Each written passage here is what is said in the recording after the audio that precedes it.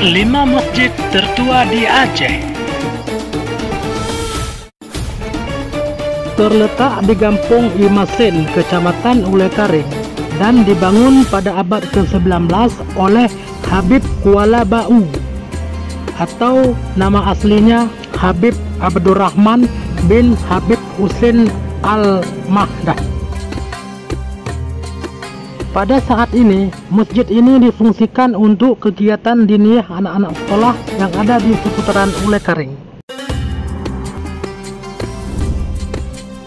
Masjid ini terletak di Kampung Pelanggahan, Kota Banda Aceh, dan dibangun pada tahun 1769 Masehi oleh Said Abu Bakar bin Husin bil Faqih.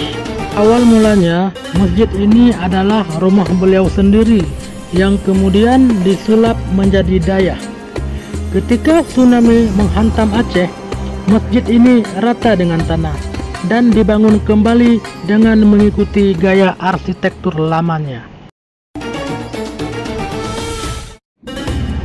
Terletak di Kampung Beracan, Merdu, Pidijaya, dan dibangun pada tahun 1622 Masehi oleh Syekh Abdul Salim dari Madinah. Gelar Tengku di Pucuk Krung sendiri karena beliau menetap di hulu sungai Pucuk Krung itu sendiri.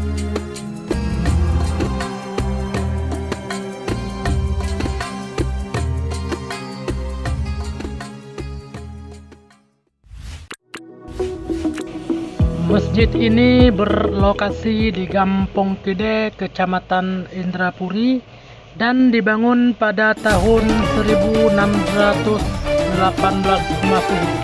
Banyak yang menyebutkan bahwa dulunya masjid ini adalah benteng pertahanan.